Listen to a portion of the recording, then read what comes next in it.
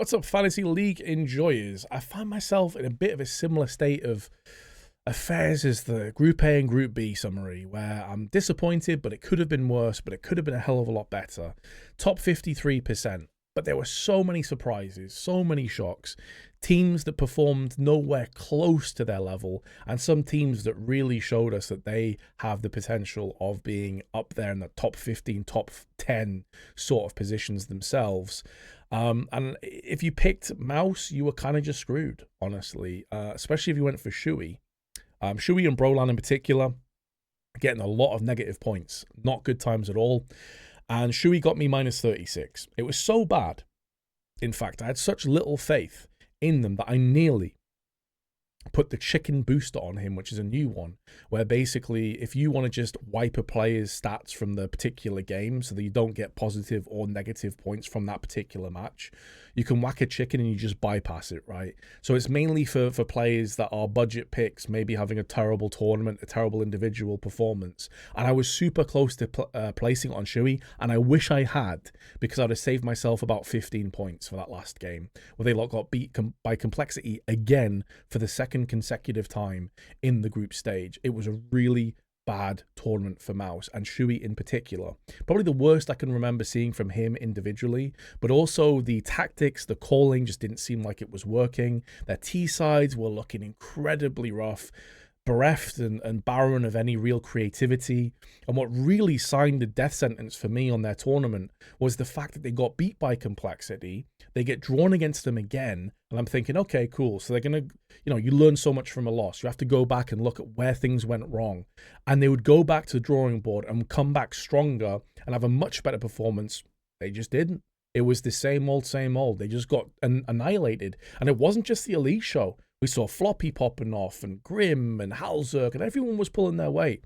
Complexity entirely outplayed Mouse, and it was a real shock to me, because Complexity don't have that kind of consistency. And even within this tournament, ironically, they lost against teams like M80 that they should have been beating.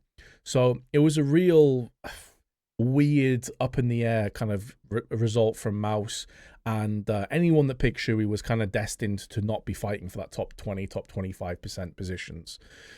Exertion at least got me nearly 100, even though Mouse struggled. Spinks with 136, pretty solid outcome. Yakindar was very happy with picking. I'd noticed how he'd been improving and performing much better under Twist. Obviously, is feeling much better underneath his tutelage and leadership.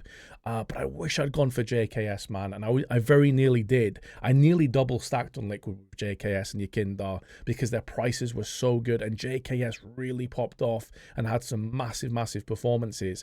Ironically, people that went for NAF kind of got wrecked. He didn't have as much of solid performances as we're used to seeing. I think he was around 20 to 30 points as opposed to Yakindar on the 80 points. Obviously, if you went eco-friendly with him. So surprisingly, a lot of people picked Liquid, which was the correct decision, but they went for the wrong players. But it's normally the players that would perform. So it's been such a strange group stage. And then Henny, the first day, he started on minus 23 points. And I thought, oh my God, he's going to be the team anchor. Ironically, and a twist of fate, wasn't the case at all. He ended up coming back, getting 27 points for me. They played against Furia twice, and considering that Red Canids are typically a team that are super strong in domestic games against other South American teams, Central American teams, NA teams, I was thinking, right, here we go. This is where he can pop off and get me a whole bunch of points. But they lost to Furia twice, which was very surprising to me. But Furia maybe looking a little bit stronger than people anticipated. With all of that being said, though, with all that yapping being done, I am in 8th position. Now, I genuinely thought I was going to be a much lower spot than this. I thought I was going to fly down the rankings. But it just goes to show how many people believed in Mouse, how many people picked Shui, and got annihilated for that mistake. 6 points off 5th position right now, which is quite a lot in this fantasy league. Like, to get 6 points isn't easy. To build that back in is not going to be easy. So we're going to need to find a really top flight performance here. I'm not too confident about this one, though, I've got to be honest, because there's a lot of variables and moving parts. I'm just going to explain how this single elimination bracket works first in the fantasy league. So if you haven't played fantasy league before, you don't have the experience, it's still going to be easy for you to follow along and understand my choices. So the teams that went through in the upper finals and basically went flawless, they've already booked their spot in the quarterfinals. So you can see here Vitality, M80, G2, and Na'Vi, they all went flawless and they're already quarterfinals, whatever happens. Because of that, because they've got past 2 rounds from round 1 and round 2, each player from Vitality or any of those teams I just highlighted are going to get 6 points per bye. So 12 points is guaranteed to any Vitality player that you pick. If you double stack them, that's 24 points already in your bank account. If you go for only players from the quarterfinals, you're going to have yourself a whole bunch of points before any games are even played. But there is a caveat to that, because 6 points per game is actually not that much when you think about it. To put it in perspective, if someone's really had a solid performance, they're going to get 30, 40 points for a game. So you could be missing out on a lot of points as a result of that. And there is one team that really does stand out from the pack here of having a pretty straightforward run, on paper at least, and I said this about them in the group stage and it did not happen. They massively faltered and they nearly flatlined, and that's Spirit.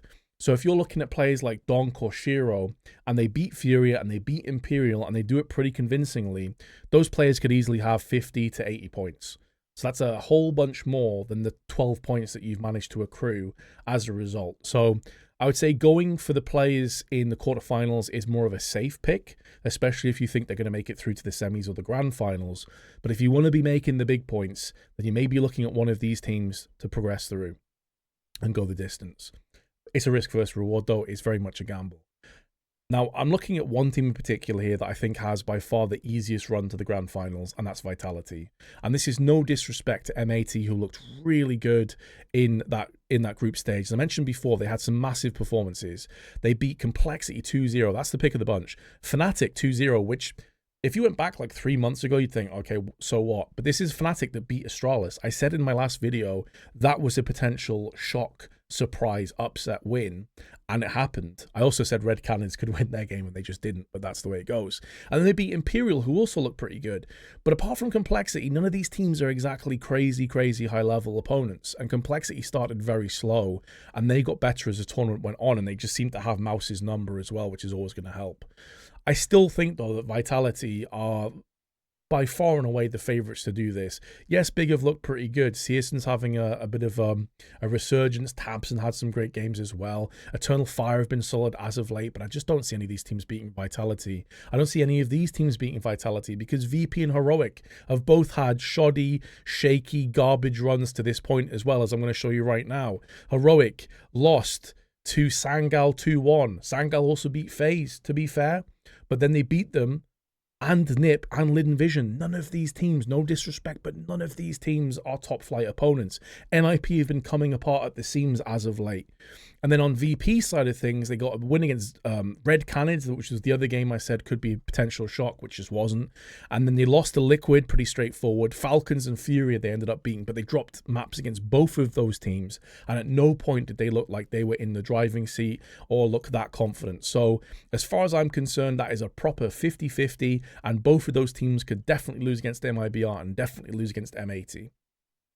I feel incredibly uncomfortable about backing any of these teams at all.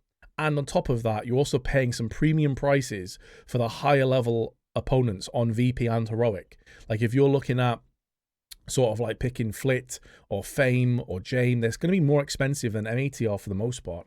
So keep that in mind on top of it. And then the bottom side of the bracket looks way more stacked. FaZe, Complexity, Liquid, G2, Spirit, Furia, Imperial, and Na'Vi. I would say Imperial and Furia are probably the two teams that people would expect not to do too much, especially as Furia beat Red Cannons twice to get to this point, which doesn't exactly fill you with a lot of confidence. FaZe and Complexity, for me, I would actually probably favor with Complexity. So I might even say, I mentioned in my previous video, I'll go for one upset, a team to look out for to upset. You could even argue, is Complexity beating FaZe an upset? Not so sure anymore. Before it would have been, now maybe not so much. But I'm going to say I think Complexity win that game. FaZe beat Sangal to make it through to this point. I'll show you here. But they lost to Sangal in their first game. And it was super scrappy. And after that, they beat FlyQuest. Okay. NIP, okay. And Sangal, again, like none of these teams are looking razor sharp.